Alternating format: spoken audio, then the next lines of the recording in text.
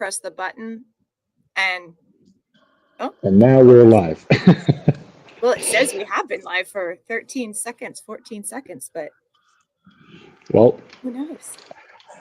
we are officially live now with episode 3. Welcome, welcome. Hello, everybody. Hi, Ruby. How are you? I'm doing just fine. Welcome to iWords and Upwards, everyone, especially if my friend Matthew from Springfield, Missouri happens to be in the audience. Matthew is visually impaired, and so I'm going to work on trying to be better with some of my audio description since he's not going to be seeing us on YouTube, but listening instead. Excellent. And Matthew, greetings to you from New Zealand. And happy International Women's Day to all the ladies out there. Yes, you beat me to it. I was just about I'm to so say. sorry. You take the lead. You take the lead. I'll plug in different spots. No worries. No, it's 9th of March here now in New Zealand, but for the rest of the world, we are living in the future. But yeah, happy International Women's Day, ladies. Thank you for everything you do for us. Mm-hmm. You know, I'm very much blessed with the girls in my family. So you know, if it wasn't for them, I wouldn't be who I am today. So yeah, I appreciate the girls a lot. Well, and just on that note, there is a women's match tomorrow for the Wrexham women's team. So if folks want to, I believe, get that one on iFollow. I haven't confirmed for sure, but there is a match tomorrow that folks can watch, and there might be some commentary about International Women's Day tomorrow as well. Absolutely. Yeah, make sure you guys do that. Show your support for the entire club, for all the teams. Mm-hmm. There is so much we can talk about, really. It's been a while. Oh my been God. a few days. Yeah, let's talk about the Ivanologue. Yeah. It did feel good to go through all that. Just sort of go and sort of highlight bullet points of what needs to be said, and to connect what's been happening over the last few weeks. I mean, it's been like a week and a half. It's been 3 games. Pretty much everything goes exactly as I laid out in the Ivana log. I just watched the game this morning. Like I watched the end of the first half and the beginning of the second half, and that was about enough. Yeah, and I horrible, just horrible. I gotta say that it's certainly, your feelings are echoed in social media, in the spaces where I'm at.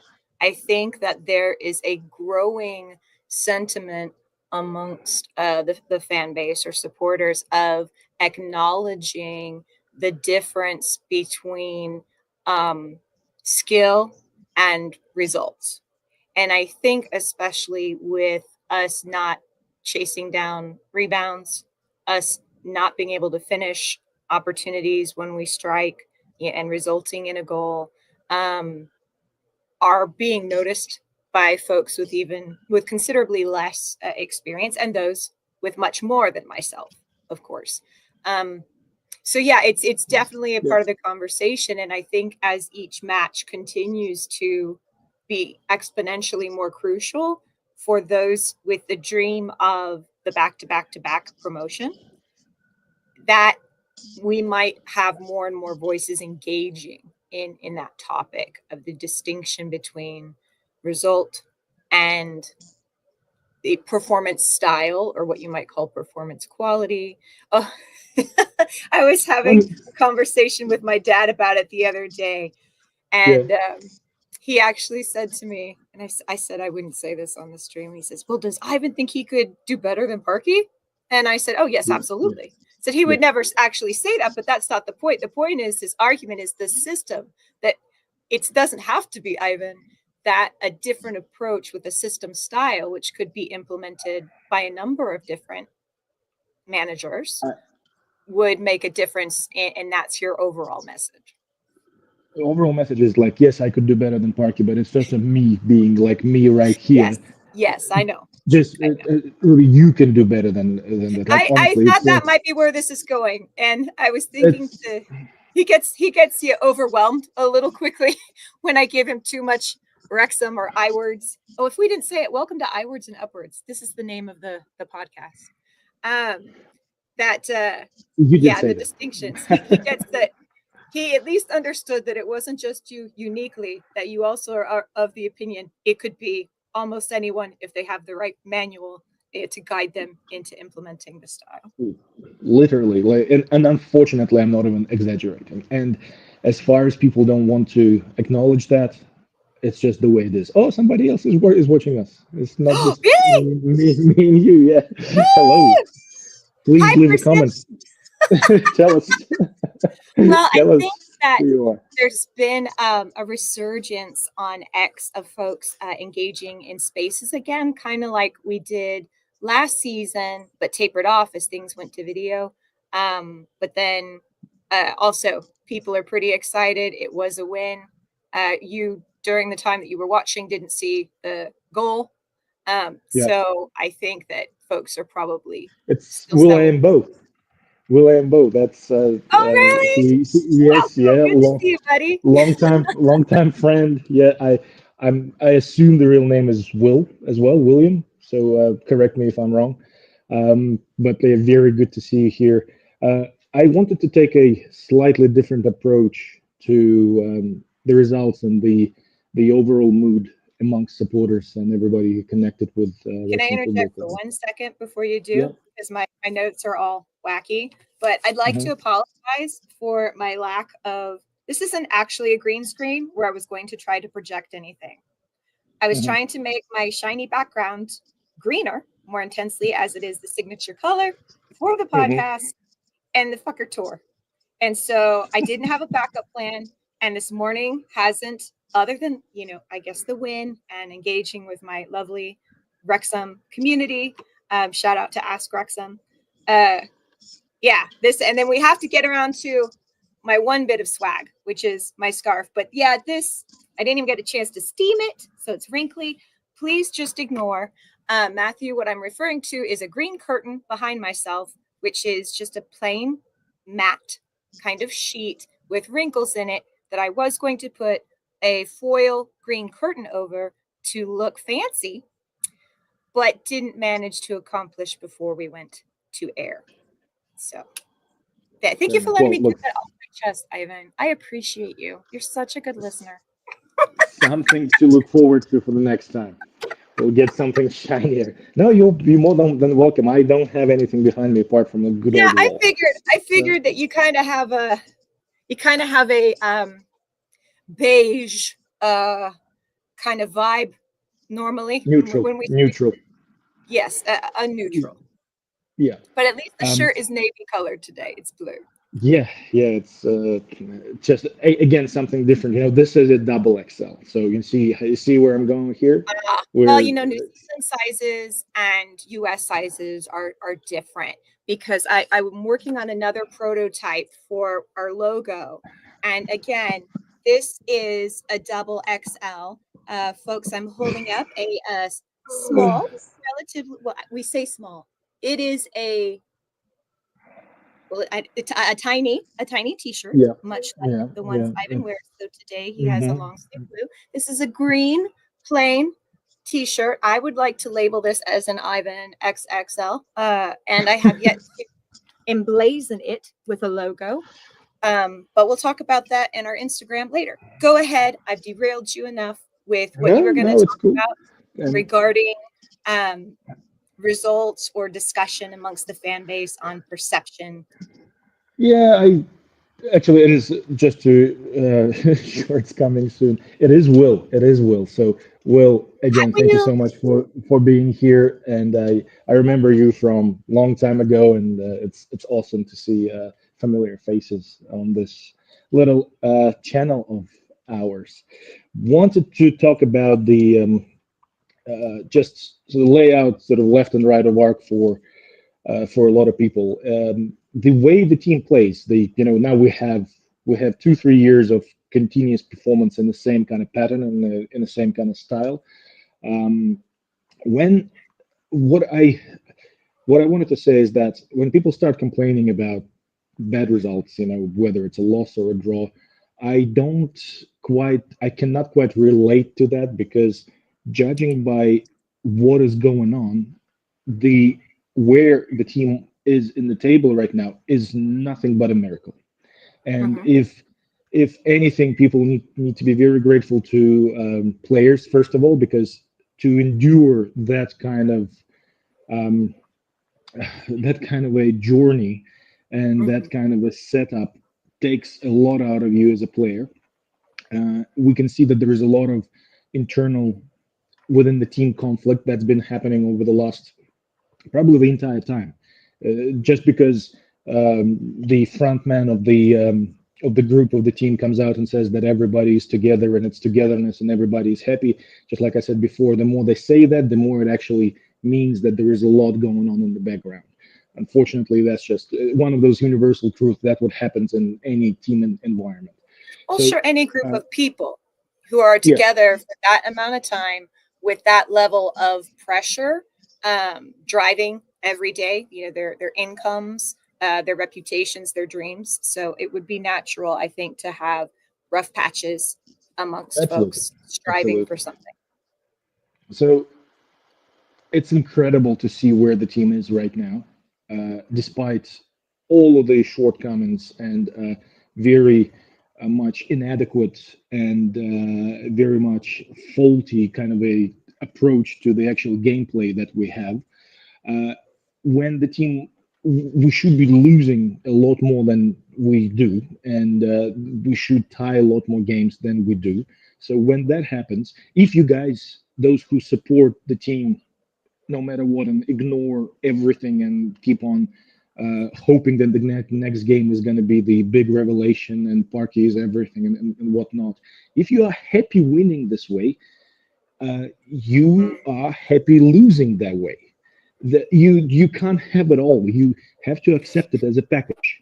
So you if you playing you if you're rolling the dice every time and you're relying on that crappy style to win, when you lose, which should happen a lot more, you please accept it with happiness because screaming and yelling that this time we lost when the essence of the game stays the same has very zero logical value. Very And much. logic is the key word, Ivan. I think you're right. And I think that anyone can follow what you're saying as far as, fair weather fan, a fan, you bad weather fan.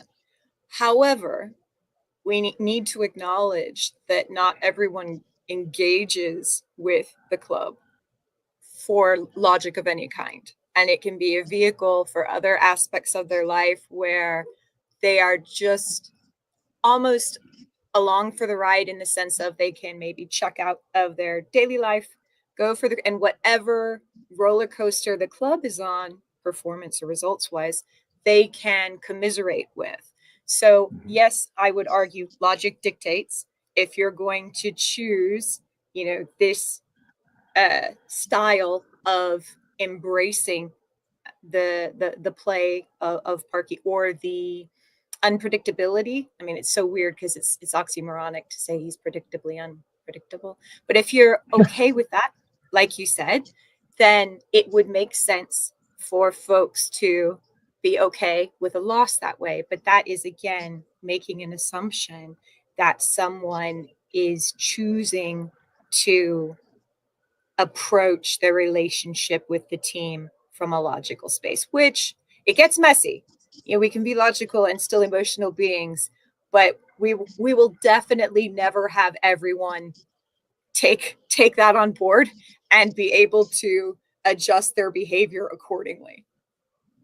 Absolutely, and that's why we are doing this. That's why we're talking about this because we're, as far as our limited minds allow us, we try to go a little bit deeper because just staying on the surface and being being happy when your team scores a goal and being upset when your team lets one in, that is we try to go beyond that, just a little bit beyond that, and hence the conversations about the overall trajectory, and um, trying to forecast certain outcome based on what we are seeing.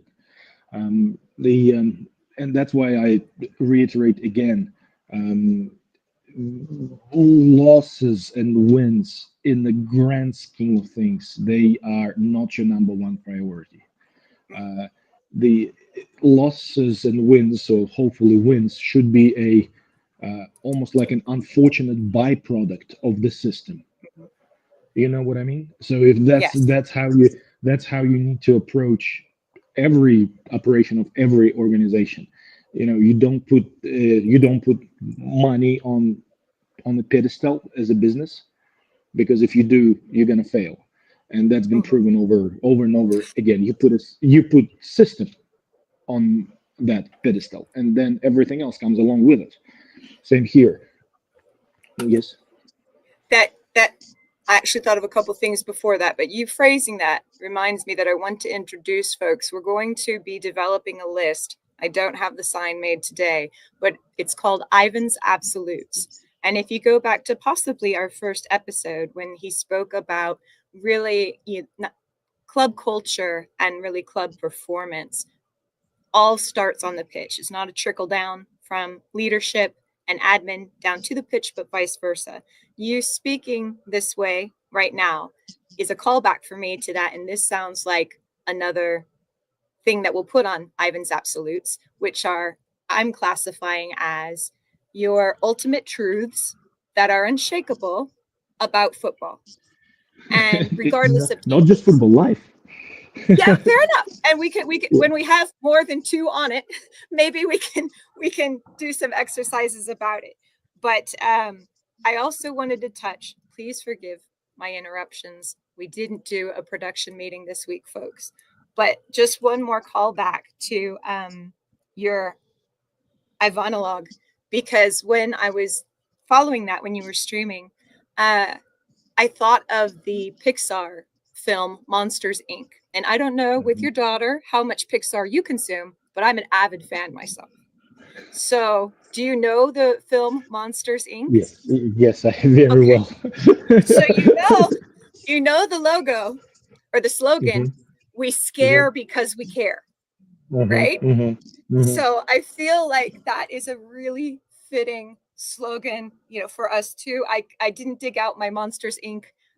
Props, but I will, because again, I think some of the messages that you share for some folks may come across strongly, but if they think about it using that phrase, that your motivations for bringing attention and bringing education to folks who don't have the lens that I've spoken about before to see things the way you do when they're looking at the same picture, uh, is a growth tool. But also, as my last comment before I let you go on, my friend, that before I interrupted you, the way you were speaking, so encourage, I guess so optimistic. I'm really struggling for the positive word here, but I guess empowering, the things that you were saying that can empower supporters to be in control of what their relationship with the club is, right? Through information that they can change and choose to change with what they learn. Um, we really sound like a 12-step program. We do. No, you're pretty much spot on. It's Hi, more my like, name yeah, is Ruby. I was about to say, yeah, Alcoholics Anonymous, yeah. Um, Which is not to Will make is light of addiction. We support people in their journeys, we but all have addictions. We all choose our drug one way or another. It's just human sure. nature. You have to have your drug. It's just, unfortunately, sometimes it's a bit too strong. But what Will is saying is that way Wrexham play is very frustrating. Very spot on. To use I guess, a sophisticated scientific term to describe the way Wrexham play is crap. And that the good thing about it is that it's very consistent. So it's consistent crap, and it literally never changes. Like, never changes. Like, you watch, like, we had a loss 10 days ago, then it was a draw. then today we won, and before. But if you just forget about the names of the teams and maybe put them in plain shirts, it's you can't tell games apart. Like it doesn't matter who we play, when we play them, it looks 95% the same, and the rest 5% is just chaotic bit of luck, and that's what we rely on. With scare because we care, I quite often think that when I'm not trying to scare, it's like I feel like I'm just trying to take a person out of a crowd. Mhm. The person is uh, under a certain kind of influence, and I just want to like slap him, like wake the fuck up. God, no. We also don't Like, condone yeah, assault and battery on people. no. It's like you know when the person is in shock, like there is if something happens and people just sometimes you need to like just shake them up a little bit and like, So hey, get clearly a back. situation where they cannot consent, Ivan. Yeah, no, well, when if somebody's drowning, what's the Yes. first thing Okay, they teach you? drowning. Drowning's probably better. But you're Yeah, not going to say, I'm throwing you this ring only if you acknowledge. no. If you're in the water, have you ever done recovery courses when you're in the water with a person who's drowning? Well, I know that 'Cause- I'm supposed to either let them get to unconsciousness or put my arm under their chin so that they can't take me down with them. But no, So I've not done a SARS course or anything. when we were taught that, so when you're in the water, they are panicking. They will drown you When with you them say we, could you tell people what you in mean? the Do you in mean the every military Kiwi? in the military. So Gotcha. so when we were taught, basically, if you're in the water with a person and the person is struggling to stay afloat, they are drowning. If you're going to approach them, they will drag you down with them. Yes. They don't understand. They are in state of panic. So you need to either punch them in the face or Oh my approach them God. just yeah, literally, quite literally. Yeah, Okay. they need to. They because what you need to do effectively, you need to deliver a stimulus that is greater than they already experience, and it has to reset their system. So it doesn't need to be a knockout punch, So an but it needs to be. interrupter. Yeah, exactly. And unfortunately, you don't have anything else around you, and so you literally just slap them Okay. So I just want and to wake make them up. sure that you know in my community rec center swim lessons, face punching was never introduced. It was always, let them either get unconscious or Die. go to, but yes, yeah, avoidance, let them get unconscious rather than rendering them so or interrupting the stimulus. But okay, so yeah, I say scare and I use that term again in fun. But I do think some people can take your words and find them scary, Ivan, based on how precarious the club's position can be. The idea, not just that Wrexham don't win every match forever and ever, amen, because I think we can all acknowledge how boring that would be to not be well matched, to not see growth, to not see if it was just results based. I guess that probably happens with some premier teams. I do hear Raj from Men in Blazers talk a lot about some team called Everton, and apparently they do not suffer from like lots and lots and lots of wins.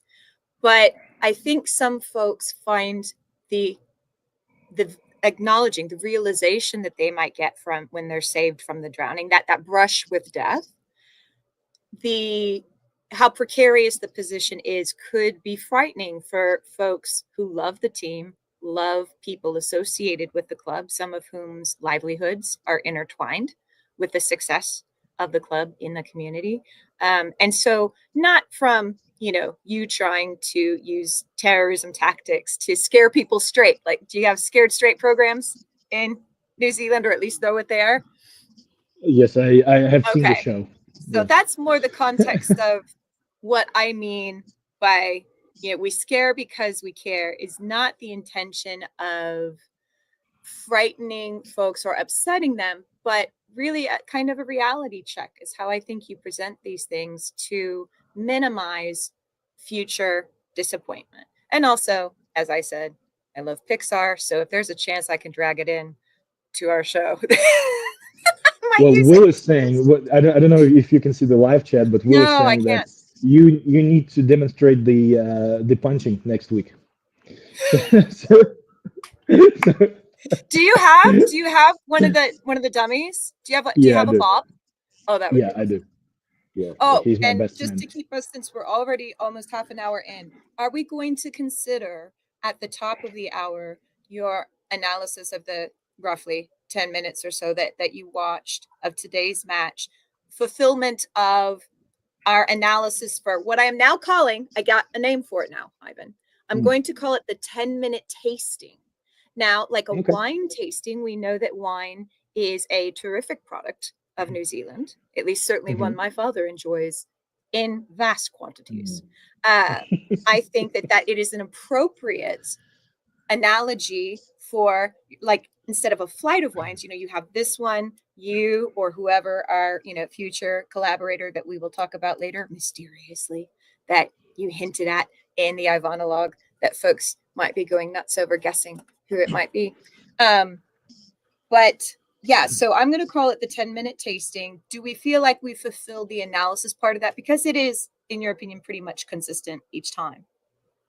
We will talk a little bit about it later on, but it's Okay, not because going you to be do 10 have minutes. questions from YouTube that we have to get to. Yeah. Let's go through the questions first. Yeah. Okay.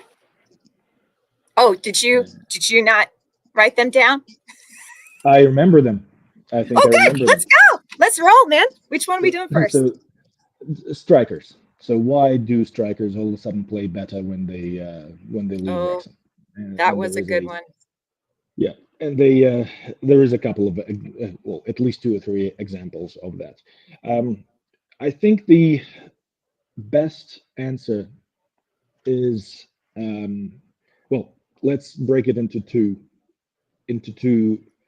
realms, so to speak. First of all, Wrexham currently, the way they are set up, is a team of destroyers.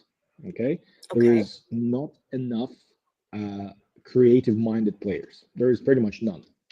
So the entire team is built around forcing a turnover, destroying, defending, and then trying to find your luck on a counter attack, usually When you initiated by a say long ball. destroying, does that mean destroying So the setup of the other team, or what does that yeah, mean? destroying is effectively, so there is two types of a player. So one player is primarily what's called a wave breaker, a destroyer. Okay. So somebody who feels a bit more comfortable defending, breaking up the progress of the opposition towards your goal Okay. by either Okay. intercepting a pass in a passing lane or challenging a player on the ball. So Okay. forcing a turnover. That's the way the person operates, and Okay.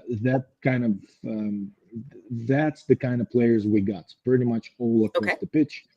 And the other type of a player is the one who prefers to defend in a more of a passive way, more of a positional defense, waiting for an opposition to make a mistake, and then the person tries to hold on to the ball, uh, possession. So they value possession and they creatively build an attack by exploiting spaces and shortcomings of the opposition.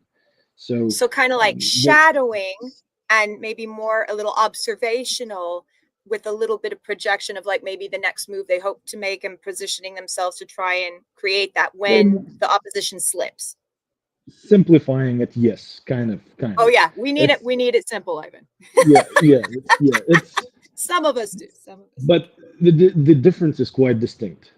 So Yes. when you have a team full of destroyers and no creators, as a striker, you will often find yourself isolated and you don't know how the ball is going to be delivered to you every time. So you always a step behind because you're just guessing. You only Yes. in the case of Wrexham, strikers are literally just hoping for a lucky bounce on the long ball. That's it. There is or a cross. So what I call what's been called for years the style of play is kick and chase. So you either kick the ball up the wing and then rely on the speed of your players, wingers, to chase that ball down and deliver a cross. But as you can see, our crosses, when they deliver the crosses, they're so inconsistent because it feels like every time they cross the ball into the box, as if they never practiced it before. It always goes to a weird spot, and it's just sometimes it works like 1 out of 50. But if I was to rely on the crossing chances, I would practice it a lot, and my team would be relying on a certain amount of patterns when it comes to crosses. So we need to know where this ball is going to go, because otherwise you're just playing that very slim percentage, and that Well, and creates a a way. term you've Especially, used before was reactive, of, yeah, yeah, what you have to resort to if you haven't had the plan projected to you or drilled into you to have the anticipation. But I've absolutely put a star down. We have got to talk about OODA loop in the next episode. And I think okay. you would be a good one to explain that when we talk about the amount of time lost when you have to wait to find out what you're going to deal with rather than being able to anticipate it. Paralysis by analysis. That's what Yes, it's you mentioned that that's before, the which word. is Yeah, not yeah, a phrase I'm yeah. super familiar with, but again, Oh, it directly relates it's to OODA loop, and self-explanatory. that's why that's another good addition to this answer. That's why the strikers are struggling, because they are always a step behind, because they don't know where the ball is going to come from and how they're going to get serviced. So the overall mentality of the team is destroying and forcing a quick turnover.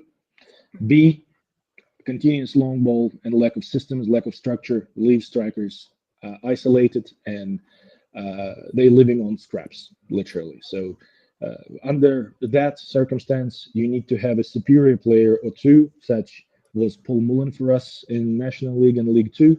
So a player step above who, no matter what, just can create a goal out of nothing. When you get to this level, you don't have those players anymore. We have very good players. We have excellent, amazing players. That's the only reason why we're still where we are. But they are not miles ahead like it used to be in Yes. the lower league. Yes.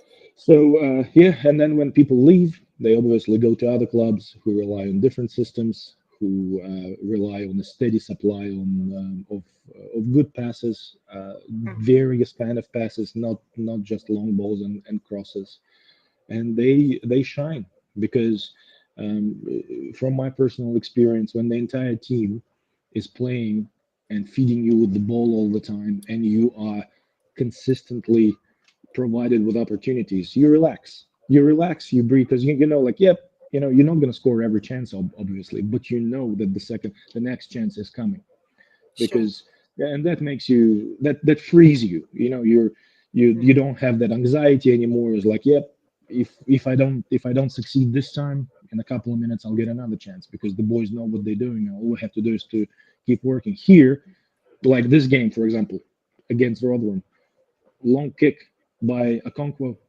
accidental touch by the head. The ball goes through defender's legs. It was a weird set of circumstance. It cannot be replicated. Yeah, That some kind of people would goal, say, act of God. yeah, yeah, yeah. Like it cannot be you cannot repeat that, because and people say, you will, it happened, so you can. No, the goalkeeper No. takes that goal kick 200 times per game. Well, I'm exaggerating a lot. If you could replicate that, you should be scoring 50% of those chances. Well, and their keeper, I don't know, since you didn't watch the whole thing, was actually getting quite a bit of applause for his kicks, Rotherham's keeper. So, I mean, it's not to say that the talent doesn't exist, but when you spoke about whether or not something is able to be replicated, I was thinking of the phrase, I don't know if you've ever heard it before, where if you put 500 monkeys in a room with 500 typewriters for 500 years, eventually they will, type War and Peace or Shakespeare's plays. Yeah, But that's really, a numbers game. And when again, it wouldn't be replicated. It is an anomaly that simply would be how things fell. Um, a different yeah, way of perhaps framing it, but that kind of put me in mind of, yes, there is an element of the random. Some people call it luck or chance that permeates the sport. And I think a lot of what you have said in the preceding episodes, and of course today, is the value of minimizing the influence of luck in everyday play or in matches. But something I'd like to touch on real quick that I found hmm interesting when you mentioned passing and these strikers going to other teams and them being able to anticipate and depend on what's coming next. So not every team that these strikers go to are going to have the same style of play. It's probably a system if Parky is that much of an anomaly in the leagues for this style. What I want to know is, Ivan, are you telling me that these players had passing in them already that just wasn't being utilized? Did they possess the skill and it wasn't utilized at Wrexham? Or when they went to the other club, was that skill developed with them by the new leadership? And they had it, but just hadn't been able to utilize it. Nowadays, when we are dealing with professional athletes who go through youth systems, if people get to the level of professional athlete, in this case a footballer, their skill set is more or less the same. So if you take players from Premier League down to all the way down to League Two, say, on average, everybody will be able to perform the same element of skill in a neutral, objective setting. So they will all be able to.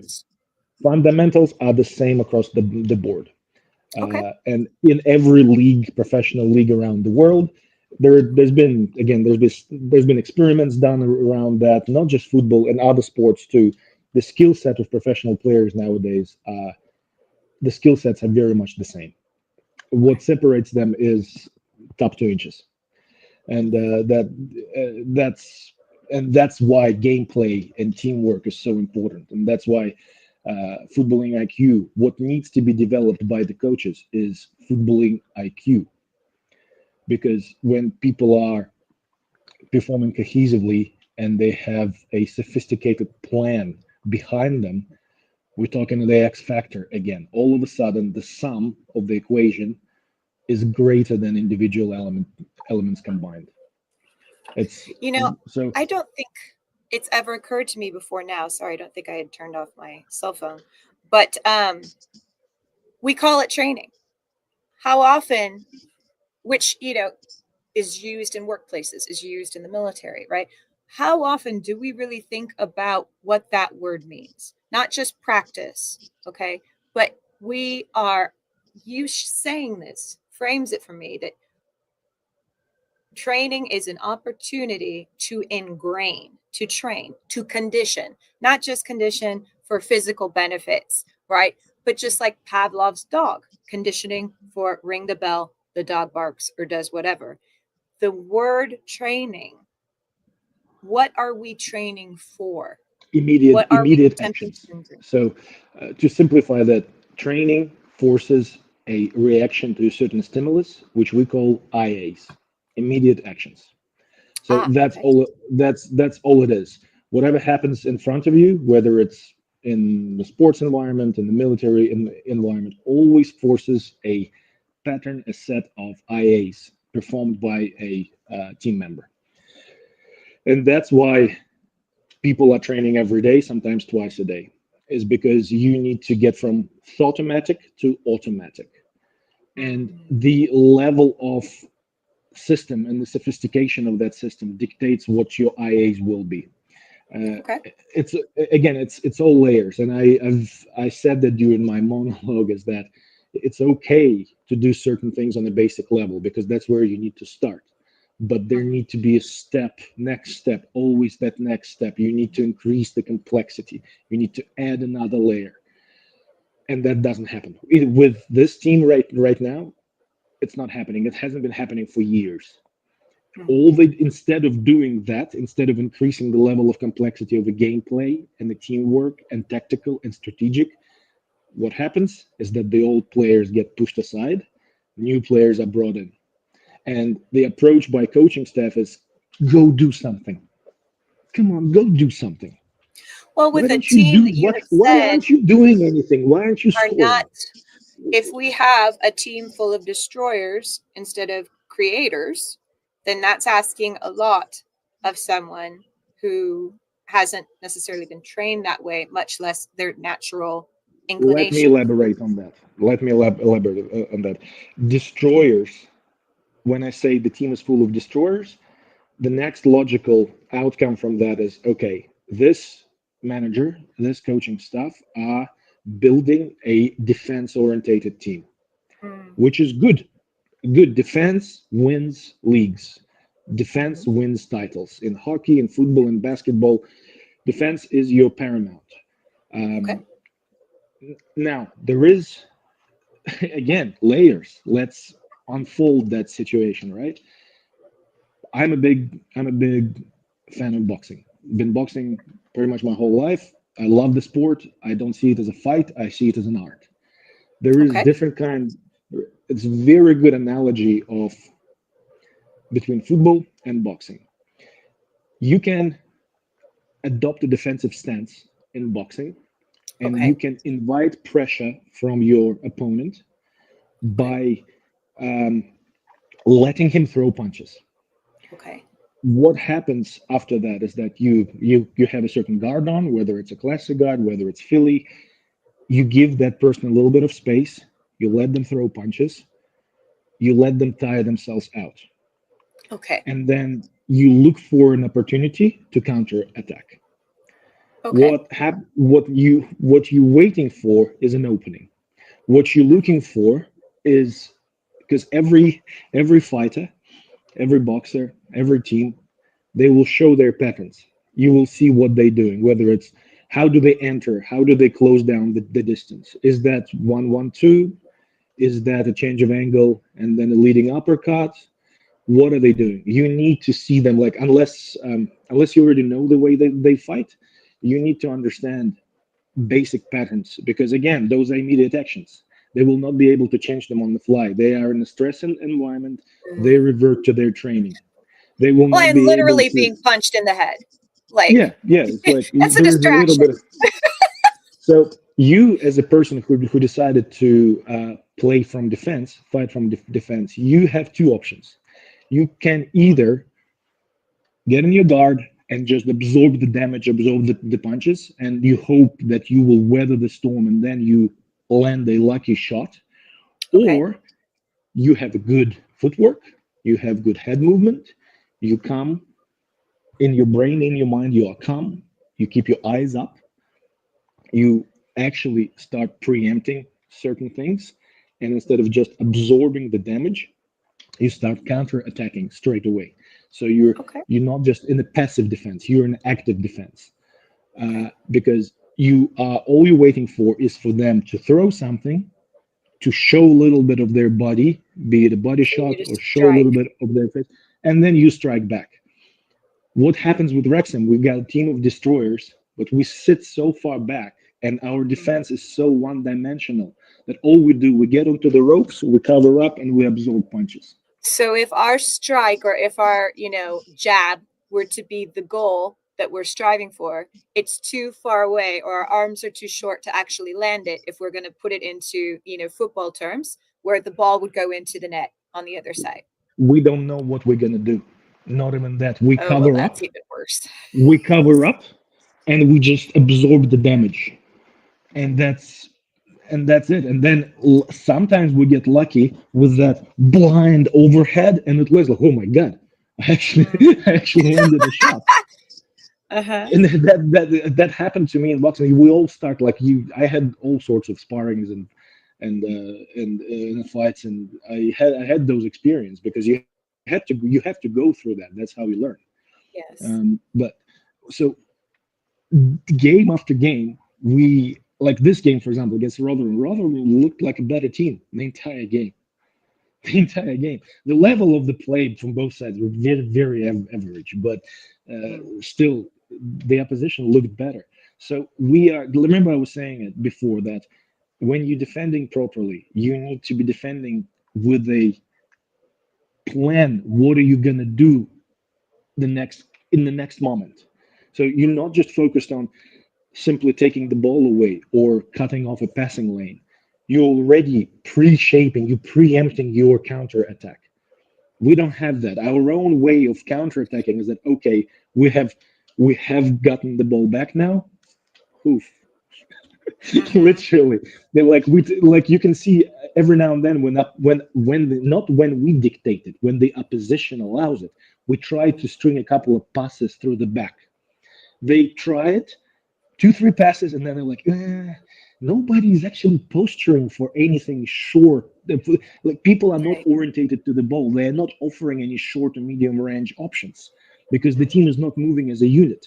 And what happens is that they try a couple of passes, and then after that, again, oof, it's not working. You Right. can see that. Yeah. So when you mentioned the wild punch landing, and Mhm. it happening on occasion for all kinds of boxers or in different contexts, it makes me think of the American football Hail Mary term. And I know we've used the spray and pray, but again, that element of Jesus take the wheel, of you're still giving it something, but you're not actively expecting necessarily a positive result from that reaction. So we've been speaking a bit about reasons why strikers perform better at other clubs. Do you feel like we've addressed that and you're ready for the next question, or you have more Yeah. you want to say? Yeah, no. I think if you guys who will be watching that, or who are watching it now, have any other questions, or please, Will, if you're still there, if you have anything else just to say, please do. It's good to just have that natural conversation and sort of, go from one Oh, thing to sure. another. But let's go into the next question. Remind me what it was, because I said I remembered it, but I forgot. Um, After I talked at you for 20 minutes, yeah, I don't remember it either, but I can pull it up while you please. riff. Okay. Um, to finish off that boxing analogy, so that's what we do when we defend, and when we attack, we do the same thing all over again. We're a very straight line. We go in one one direction, just run at the person, kind of a thing, throwing punches like a freight train. And all the person Mhm. has to do is to get out of the way, because we're not changing angles. We're not trying anything else. We throw the same combination. We just do it faster, stronger, and we run faster. It's kind of we run faster at the opponent. That's it. And that's what I mean is, like, we get that new player, new striker, or new offensive midfielder, and the coaching staff just says, "Go and do something. Show us what Make you it got." happen. Yeah, exactly, It's exactly. You know inside. what? Oh, you know that movie Rudy? Well, I mean, kind of a different, but again, are they equipped to, have they been prepped appropriately for what's being asked of them? Have Mhm. we given them the tools they need to deliver what's being asked of them? And in general, I think if it's in a workplace that's an office environment or another context, I think even in maybe a good analogy would be for younger play, so kids in different sports, asking them to achieve a result or a motion, a skill that they haven't either had time to develop or enough direction to learn about, to have it in their back belt and deliver it, is Yeah, kind of fucking unfair, you know?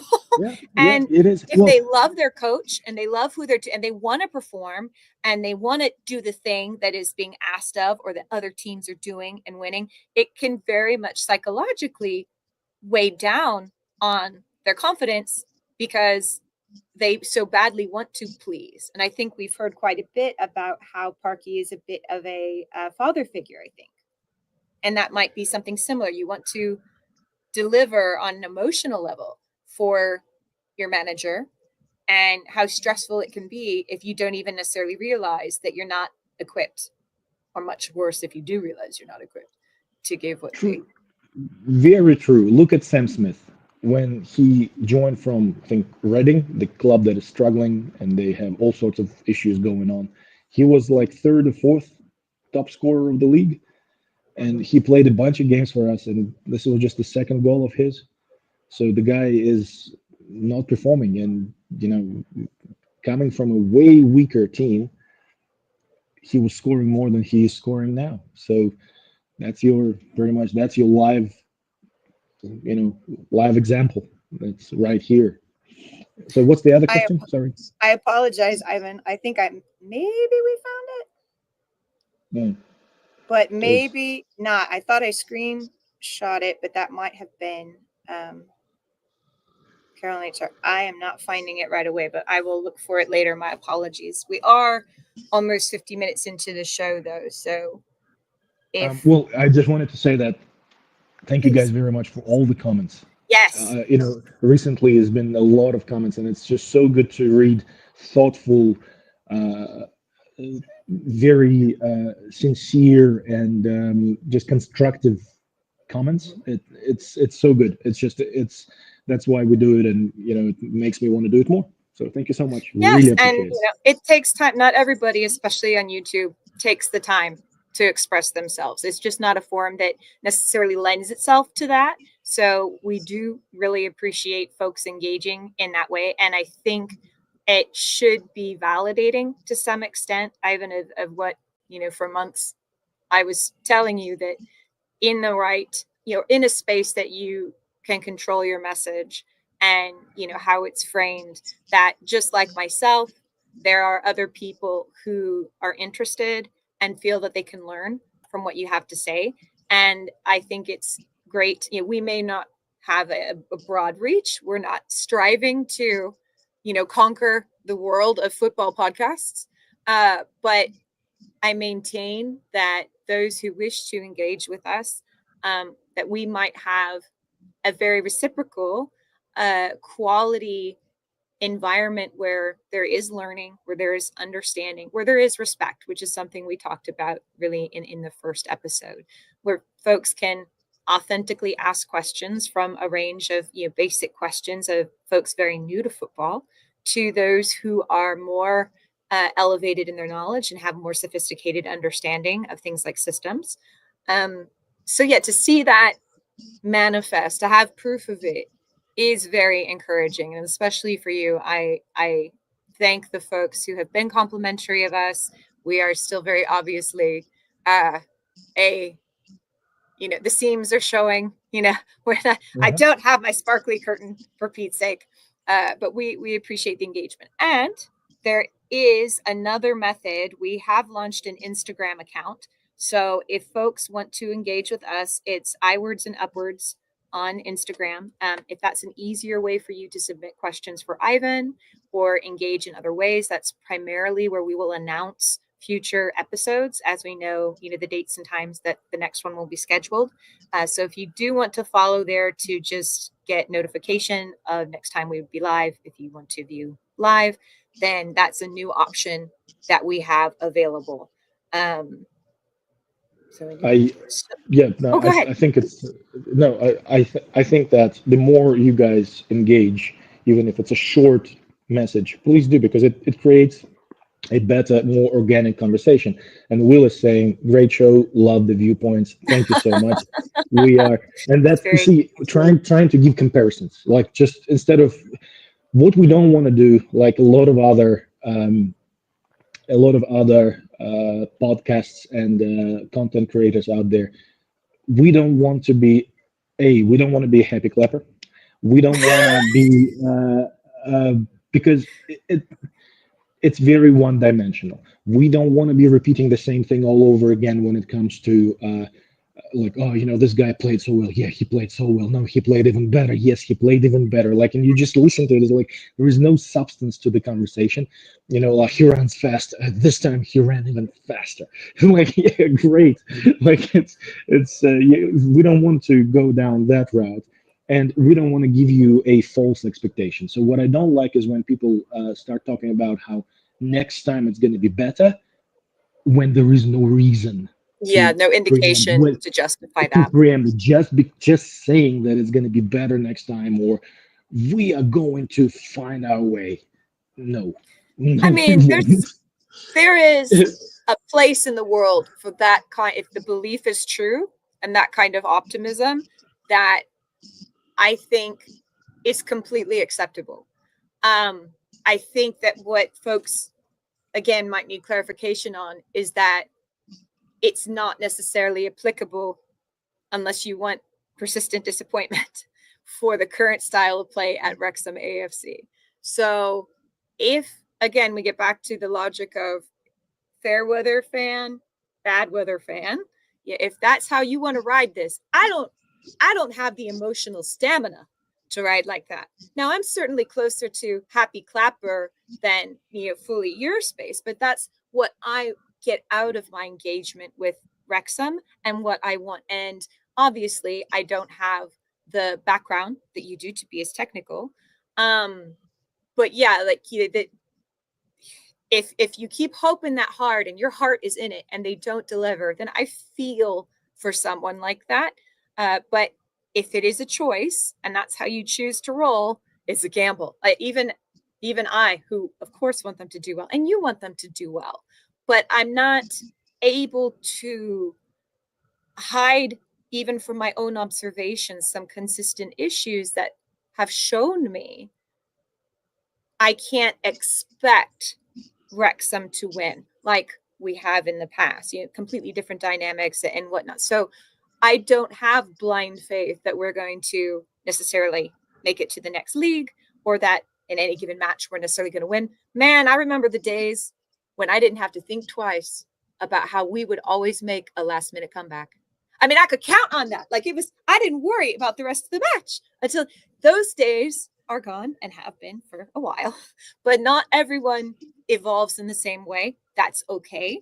But this is a space where wherever you're at in your journey, if you want to engage, if you want to look at it from a different perspective, you don't have to change your mind, but you have more information in your football mind arsenal. And I always call it mind palace. Yeah, your football mind palace. Oh wait, but there's a Crystal Palace and an Arsenal. Sorry, ADHD moment. I like that. No, I like that. That's awesome. So we have some beliefs here. What I told Ivan I've been meaning to say on the stream is when he wrote the description on the YouTube channel about it being a no nonsense approach to football. And I said, dude, Ivan, sorry, I'm bringing all the fucking nonsense. Like I am here. I am here to bring some nonsense to this show. But and boy, do you just deliver! Yeah. I try. Fucking try, man. I spit you a lot. No. You bring more sense than me, actually, because the way you unpack my comments and my remarks helps tremendously, and it helps me as well. And what I wanted to say is that if I see signs of improvement, if I see something future proof that I can see the inception of that in the team dynamics, in the way we play, I will tell you guys. I will let you know straight away.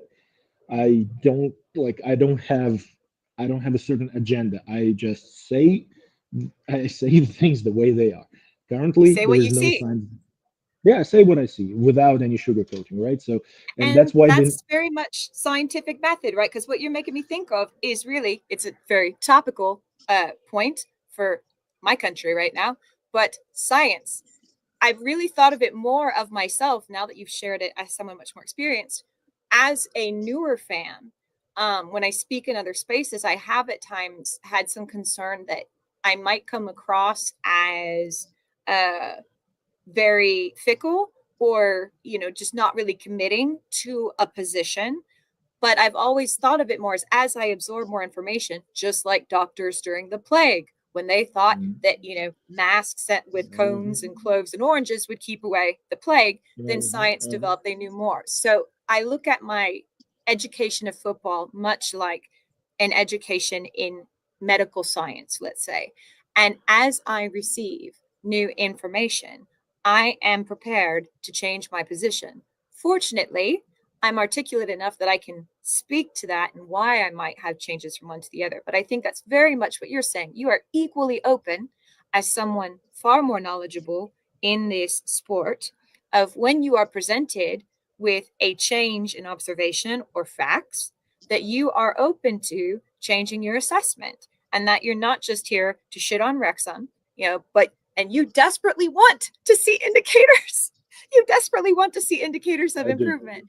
But I think that was a great point, because I've always thought of that, Ivan, as something for a newer football fan. I had not considered that people could, have that perception of, nope, you're on that hill, you fucking die on it. You claimed it 2 years ago, and that's where you are allotted to for the rest of your life. That fits really well in, I think, with our message about personal growth as a supporter or as people. So thank you for thinking of that and bringing it up. Do you think that it's time for us Nick to play? Donovan says, Oh, did Nick have something to say? love the scarf and t-shirt colors. So that's for you, Oh, Katie. thank you. Yeah, we haven't quite gotten to that, but I think we will here in a moment. I'm just making sure that I don't have more alarms going off because I think I had this set for when I thought we were going to do this later in the day. Okay, we should be good now. So, Okay. what would you like to say before I go into something else? Let's go into something else. I think I'm not even sure Okay. if we need to do the 10-minute analysis anymore because I think we pretty much spoke about the game today quite a bit. So Yes. yeah. So I would agree too, but we're still going to give it a slot each episode out of form because there could be a day where that change that you observe takes place, and that would be the day for you to comment. So for those watching or not, I am wearing a white, yellow, and blue plaid scarf. I think that it's pretty well known across the globe that when President Zelensky of Ukraine came to visit the United States a few days ago, that there was an unfortunate, and in my opinion, inexcusable ambush of him from the White House in how it was conveyed through the press and how it was just it was shameful. It was fucking shameful. Prior to that, I had sympathies and concern about Ukraine and its well-being and how that impacts the world anyway. So the scarf is actually from shortly after, for those who aren't aware about the Russian invasion of Ukraine.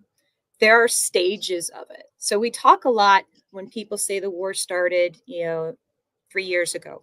That's not really the case. And it's okay that a lot of people don't know that because I didn't. And I'm going to mention here a show that I think is a great stepping stone to bring that more into context. But it certainly was the first time that it grabbed the entire world by the eyeballs and, was being covered on all the channels, the level at which it escalated. And Scotland, as a sign of solidarity, undertook to create a custom tartan. So I happened to get the scarf, but you can get it in different products where the profits were being sent to fundraising in Ukraine. Now, I don't remember specifically what for, but they were probably for non-combat, maybe medical, maybe food, other kinds of support for Ukraine. And they have, since the incident at the White House, re-released the opportunity to purchase one of these items. So on the Instagram page, I will put a link. I forget, well, it probably says right on here with the name of the. All right, yeah. So I got mine from Great Scott. It was a limited edition, but they're going to create more.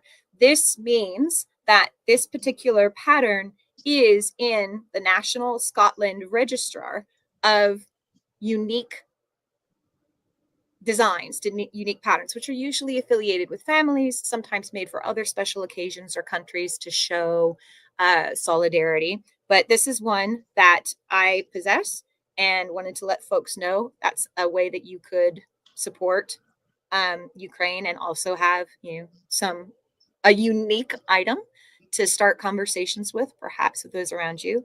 The show I'd like to mention and endorse to folks was originally on Netflix. I'm not sure where it's streaming now, but it's called Winter on Fire. It's a documentary about the Euromaidan protests. I think, what was that, 13, 14, Ivan? Yes. Yep. Just about. So for me, it remains the single best tool to kind of get a framework and a better timeline of the dynamics of what's unfortunately continuing to go on in Ukraine. I think it's important, and folks will notice if they don't otherwise have a background, that the bad guys that are reflected in that show, Winter on Fire, are Ukrainians. So, I mean, you could say it's Ukrainian on Ukrainian violence. However, the bad guys in the film, which again, documentary, live footage from the protests, there are people who die on the screen in real time. So please be aware that it is an intense watch, but absolutely worthwhile.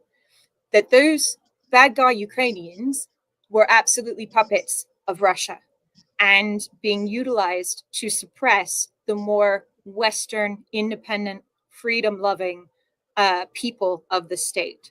So I think that for me, it was helpful. It might be for others to be able to engage in a conversation about the mentality of Ukrainians who are fighting now. I feel that there are a number of folks who certainly herald what they're doing.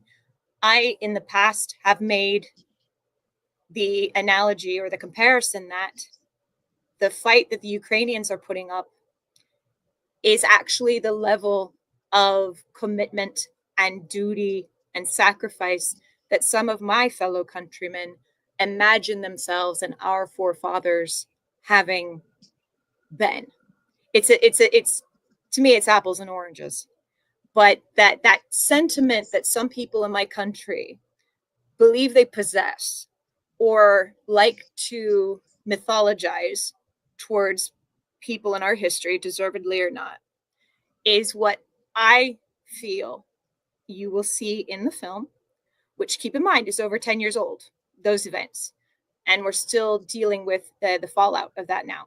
So I recommend that very much to folks if they want to inform themselves. There's another film, which is not a documentary, it's a docudrama called Chernobyl. Excellent miniseries, I think, instead of a single film about what happened.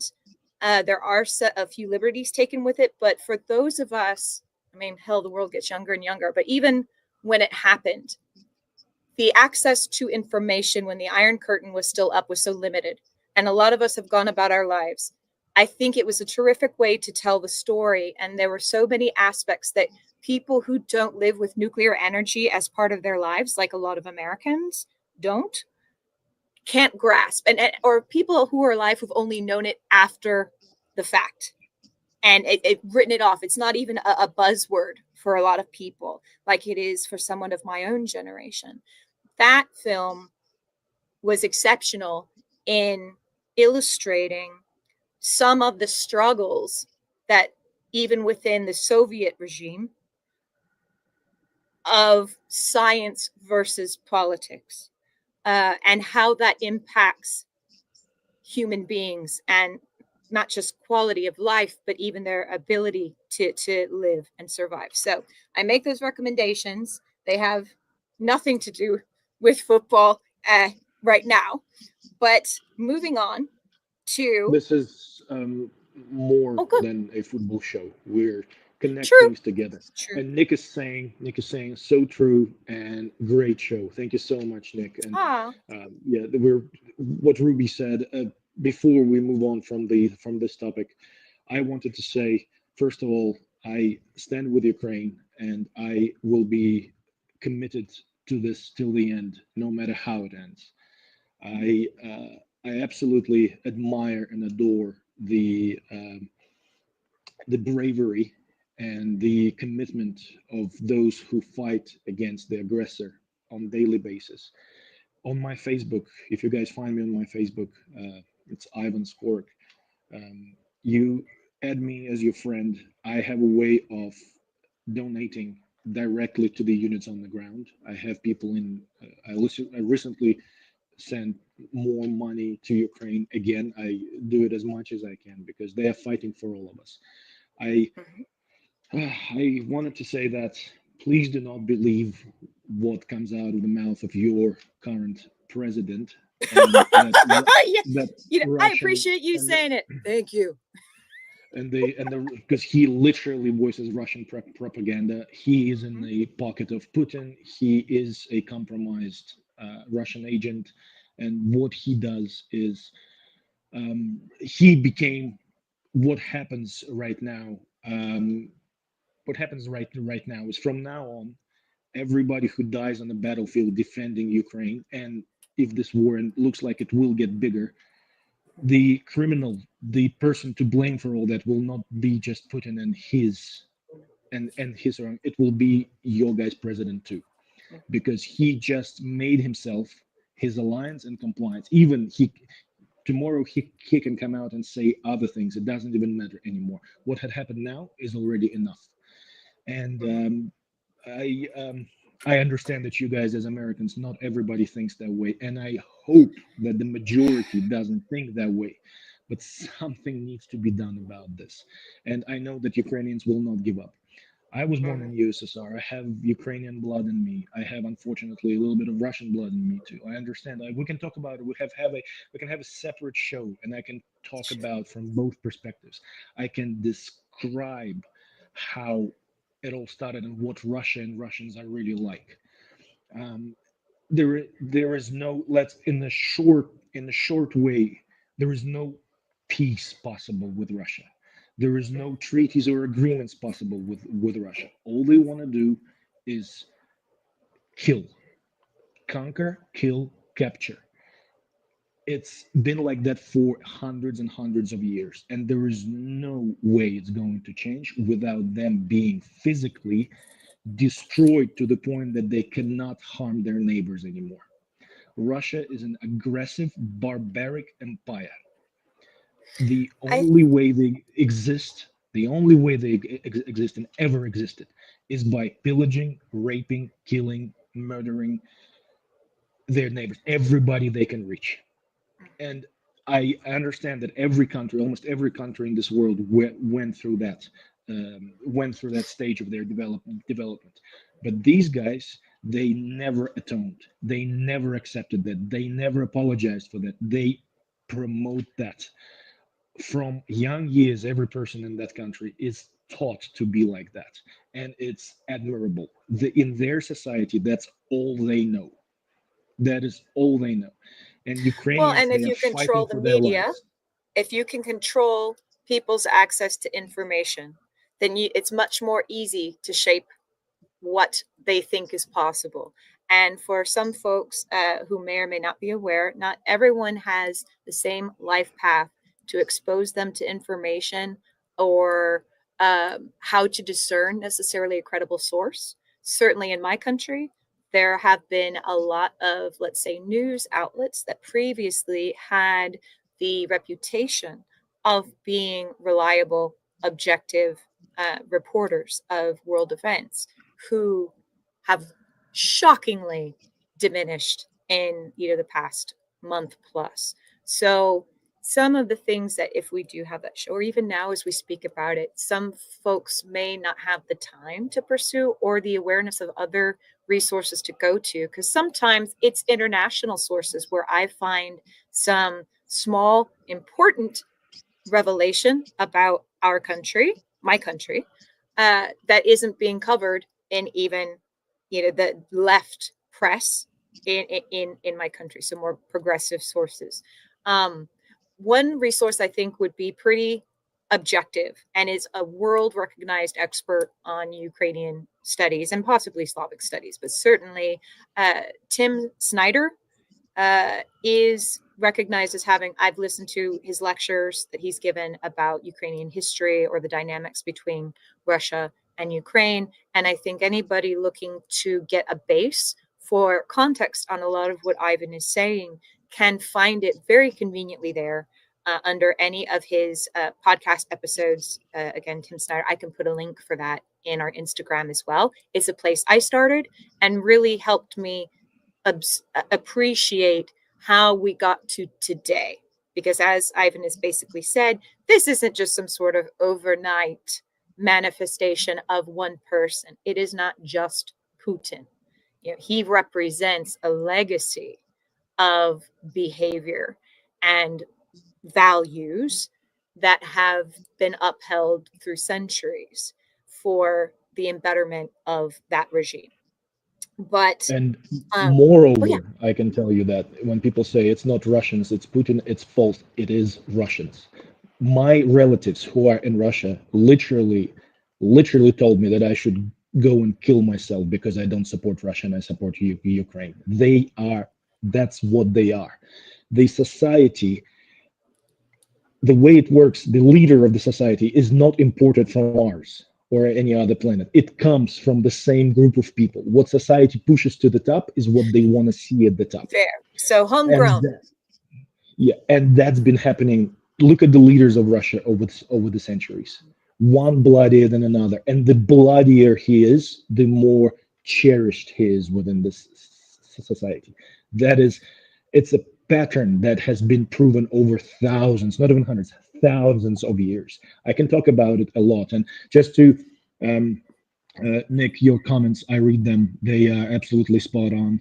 I know, Ivan, how could one not support that bravery? Trump is Putin's bitch. I'm glad to hear they talked about freezing Russian assets, and that's Will Hayes saying that they talk about freezing Russian assets this week should be done long time ago. Anybody will Uh, get fucking whiplash from, yeah, what is said and then what is corrected, coming out of the White House. But you yeah, did talk before about, I know that you personally give, I think there might be other viewers who, there are a lot of different ways to support the fight in Ukraine, okay. besides, taking up, oh, go ahead. Wanted to say another thing. When you guys hear the argument that America gives money to Ukraine, that is All not right now. true. Not true. You guys gave old weapons that you were about to actually dispose of and spend money on disposing of those weapons. You gave old weapon systems to Ukraine. You produce ammunition and weapons in your country, so your people get employment. You have, so basically you are generating more GDP by supporting Ukraine. Yes, Ukraine does have corruption. Every post USSR country is is infested with that virus. It's just like cancer. It's inevitable. But let me tell you one thing, that the way the Ukraine is corrupted, even if Zelensky was, he's not as corrupted as Trump. I can Oh tell you God. that much. I can tell you that much. And still the money and everything, most of it goes to the front line. Yes, they have their challenges. Absolutely, but it's not wasted on them, and they are very grateful. But they need to be given more. 3 years Yes. ago, they were, the only language Russia understands is the language of power and force. If they were fucking smacked down to the point of oblivion, the conflict would be over. And if we are going to Churchill's speech, the one who chooses dishonor for peace will be left with war and dishonor. Right? Mhm. Like, I'm rephrasing it a little bit. That's what we Oh, are sure. doing right now. So yeah, Nick, Well, I hear your comments, man. You're absolutely spot on. and again, I think you're right. Maybe at some point, either we keep a section in future episodes or we do one, because it's going to be an ongoing issue. But what I'd like to tell folks who maybe don't know how they could be supportive, certainly there are different opportunities depending on where you live in the world. For folks who have personal or religious reasons to be concerned about donating to funds that result in weaponry or combat gear, there are other avenues that are non combat. So, say medical equipment or other things. So, we might even be doing our own fundraiser here on the show at some point, but we can put some credible resources besides, directly through Ivan that you could donate money to, or maybe we'll expand to different organizations that you can engage with if you're a volunteer, because there's a diaspora. There are a lot of displaced Ukrainians in the world who, especially in this country, are going to have a harder and harder time, as most immigrants will since the inauguration, of needing support to acclimate to their environment, or perhaps to even be able to stay if they have members of the family with special needs or medical care that isn't necessarily accessible right now back home in Ukraine, or their home doesn't exist anymore. I mean, there are a lot of complications. It is a mammoth discussion. But yes, yeah, we are very much pro Ukraine on this podcast, and I think that's something that I will say I have very little or no tolerance for, while we speak about respect and people being welcome here. This is not a space where we're going to give anything more than the most basic human acknowledgement of the Russian actions. Of, okay, technically they are still people. It is a complicated issue if you're going to look at it from an academic or perspective. But while we can give you resources to academic references for that kind of background, that's not space we're going to fill here with debating the merits of the Russians, because for me, regardless of the arguments on humanity or deep politics, right? It doesn't fucking matter. It doesn't matter enough to me. It is not significant enough. It doesn't have space here. We will not give space to it. You can go other fucking places and you don't need to be here if you're looking for that. But we can provide you with objective, because objectively, the content and the information you come across will be pro-Ukrainian. That is just the truth, and that is just fact of the history. So we can point you to places that give background, and you're going to find that the Russians are the bad guys. If you are in any way, shape, or form supporting, justifying, not belittling, but yes, belittling the effort of Ukraine and supporting and justifying Russia, you are A, not welcome here. B, you are part of, you become accomplice to the war crimes. Yes. And you support the most evil regime that has ever been in the modern history, at least.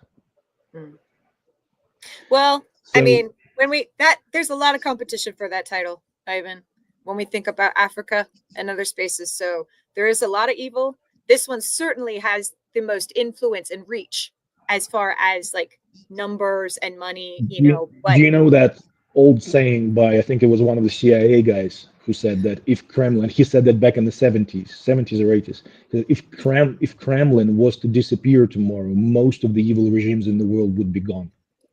yeah. Kremlin funded every single terrorist and evil regime around the world. Like 95% of those African dictators, terrorists from all around the world, they were directly funded by Kremlin. Directly. Well, and again, there are a lot of things going on that maybe detract from that conversation as far as different, not just Russians, funding, disruption in parts of the world to their own advantage, usually for resources or things like that.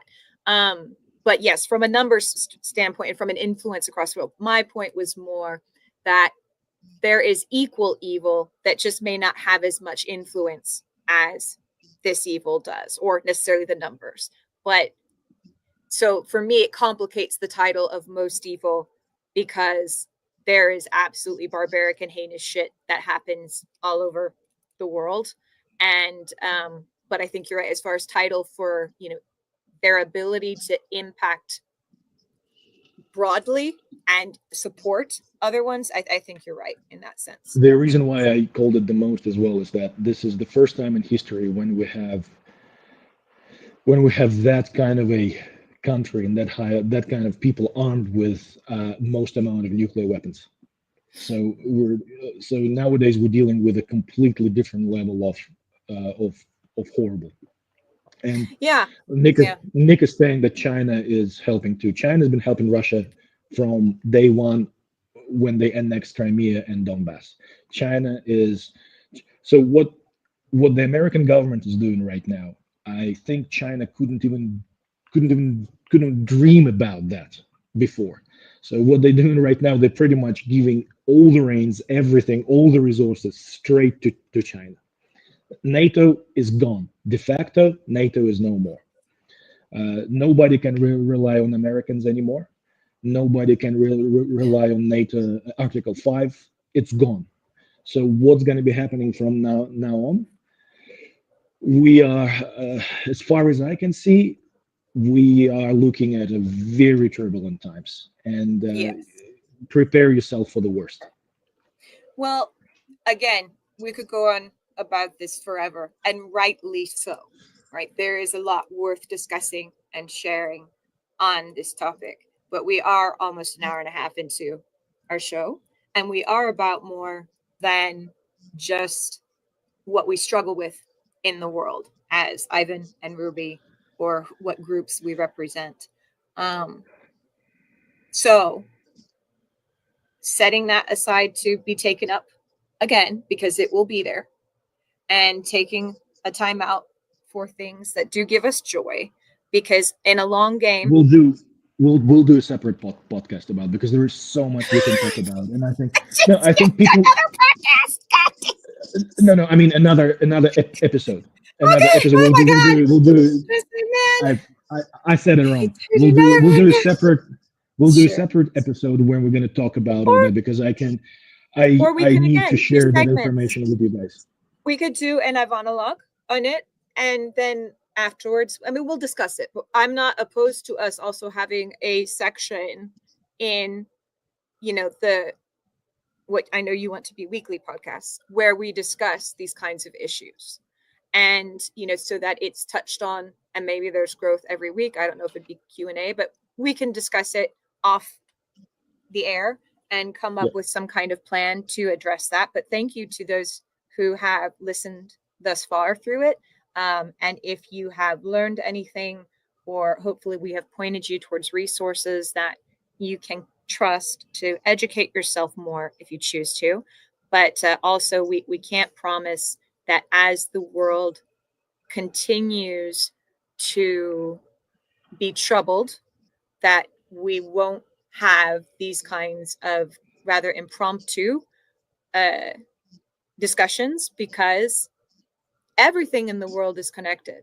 Just as everything is football, as we're getting ready to play, we are a global people, not Thank you, just Nick. Wrexham.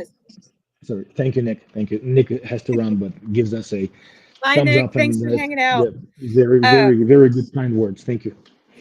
So Wrexham is global, but the world is highly globalized, as we saw with the pandemic as well. The ability to prevent something from entering one space on this planet, either through digital form or physical form, is pretty limited, and most things are extremely porous anymore.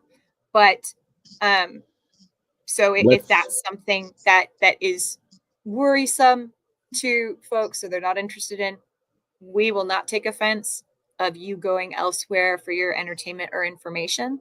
That is your choice, and we are just going to be very upfront about what can be expected from us and what our stances are. And I think that will be helpful in communication of who we will attract and who will find other places for themselves.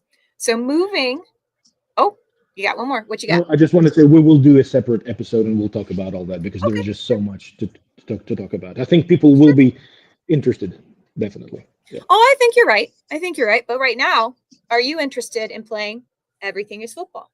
Yes, looking forward to it. Let's do it. Okay. So for those of you who may have joined for the first time, and I've already forgotten several things that I was going to mention that folks may not have known, that they probably figured out by context today, that we were talking about Wrexham AFC if it was their first visit.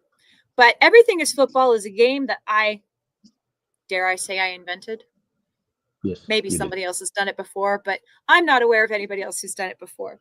Ivan's knowledge of football is quite vast, and his ability, as you've seen today, to draw analogies from the sport into other aspects of life to help illustrate points about football is pretty extensive.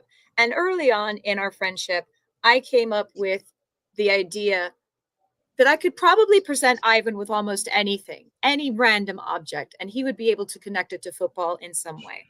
So far, he has proven this to be true with some unexpected results. I don't know what results I expected beyond feeling very, impish at challenging him with the surprise of the unexpected items. So what we will do is I will present 3 items to Ivan. I'm going to describe them to you here in a moment. He has not seen the items. Well, he hasn't been told that these items are coming up to prepare beforehand. So he's doing this on the fly. And we will see what he has to say. So first up today, I'm going to present to Ivan. I have put on some white cotton gloves.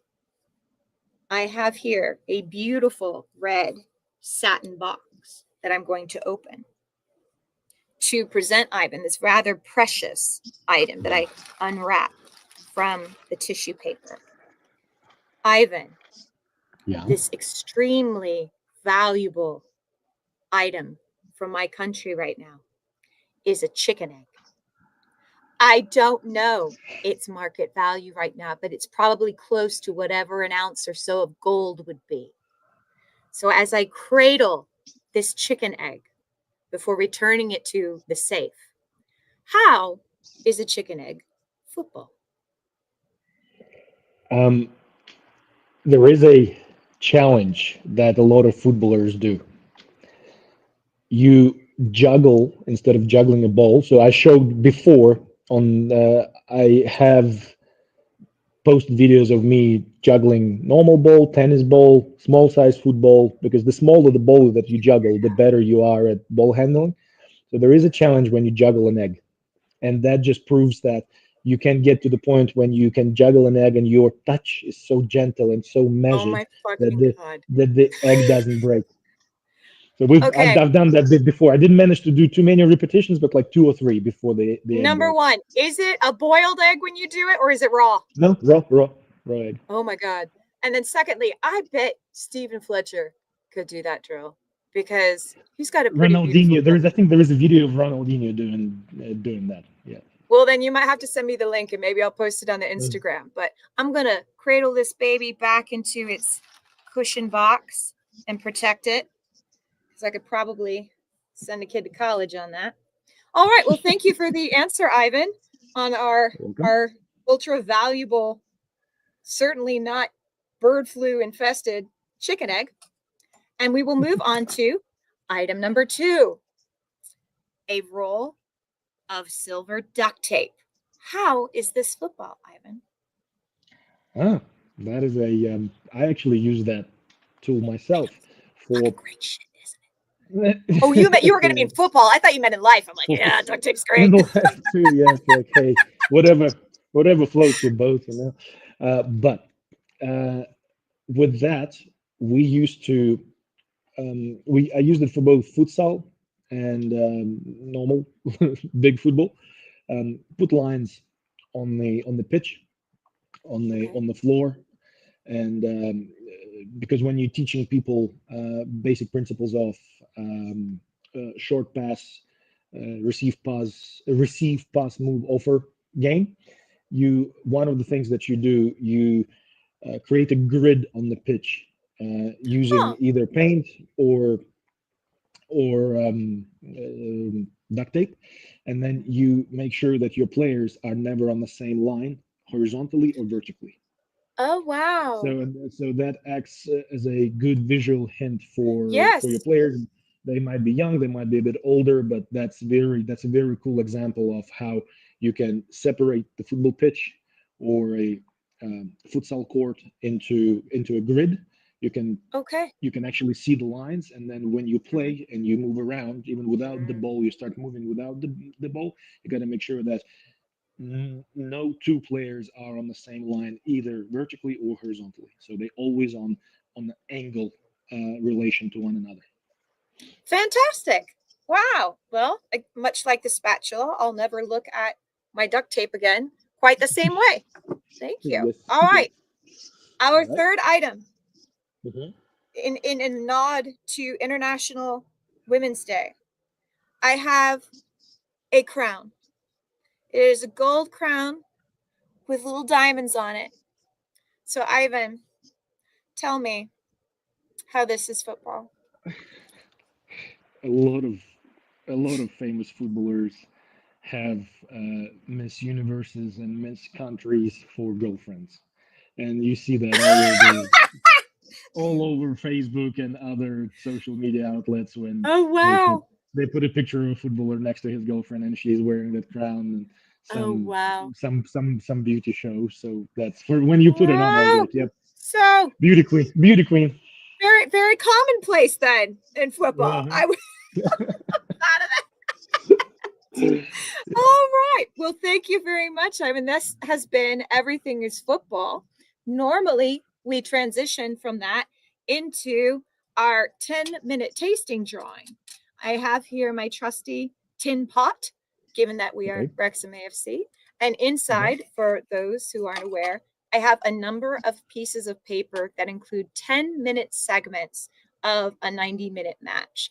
And if you aren't aware that Ivan struggles due to what he feels is the monotony of play and rather predictable results, he struggles to watch a full 90 minutes while keeping, his sanity intact. I had Yeah. proposed to him this experiment of watching a 10-minute segment of a game and being able to attribute the outcome of that match to what occurred during the segment that he observed. Now, we have already done 2 drawings in previous episodes. Those were for minutes 51 to 60 and 71 to 80. When I pull a 10-minute segment out of the cup, it doesn't go back in until the cup will be completely empty of the original minutes. The rules are, if he does get a minute segment that covers halftime or added time, he has to watch the added minutes. It's just, bad luck. Will is just saying, I struggle watching it. Yeah, no, it's Well, Will, me and you, brother. Yeah. there's nothing that says that you can't engage in the same experiment at Let's do it home together. and test your knowledge and your support of your observations yourself. So we do it for Ivan, but it's not something exclusive to him. Anyone can participate. So I'm going to shuffle these up and pull out for this week what your segment will be. Okay. This great minutes for us.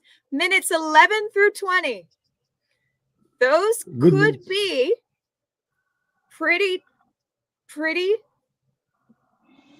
interesting minutes given how we've been going.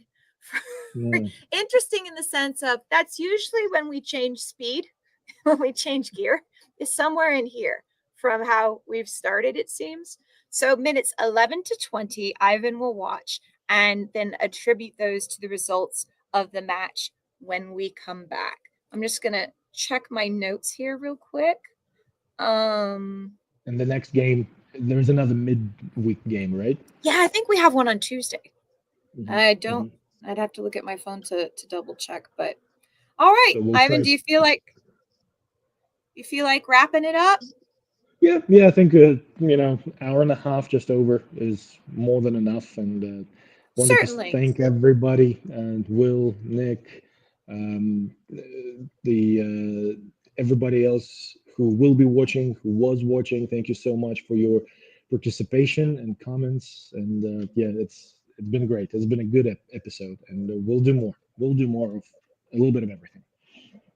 Oh, I just realized I'm going to have to come out with a winter line because it's now that you're in your long sleeves, and I've got all this baby tee, the tiny Don't worry. t-shirt inventory.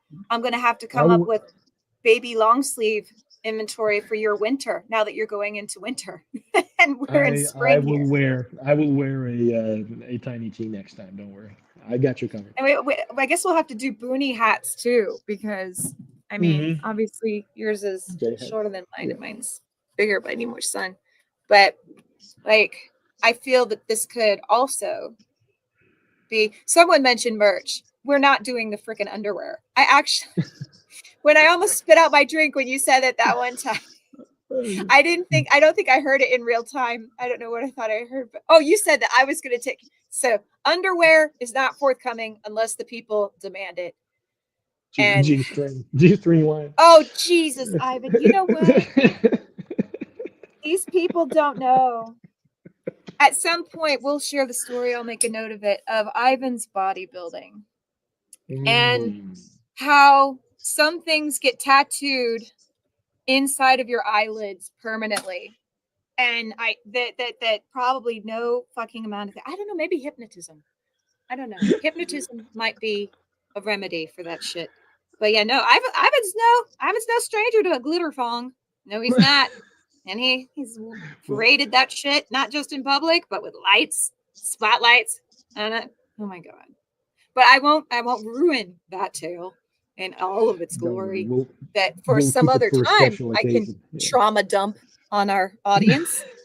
But okay, well, this has been iWords and Upwards. Anything you want to say, Ivan, sure before we cut off? Thank you, Ruby. Thank you, everybody. Keep your questions and comments coming, please. Yes, submit here on YouTube or on Instagram.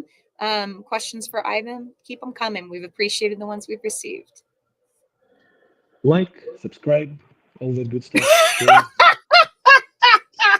Just, I mean, I feel fine. I feel like yeah, man, that's not us. Like, I if you feel want like to say such a tool was saying all that. yeah. Oh my God. Like, we don't have to say that. We don't, because we're not monetizing.